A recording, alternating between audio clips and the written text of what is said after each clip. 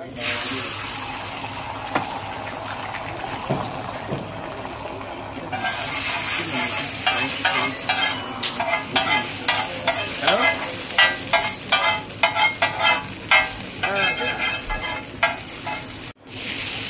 noodles हो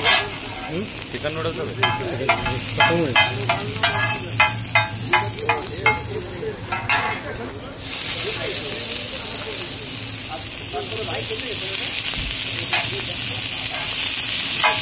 अरे আমি না আমি খালি হোয়াটসঅ্যাপে রেঞ্জ চেঞ্জ করছি না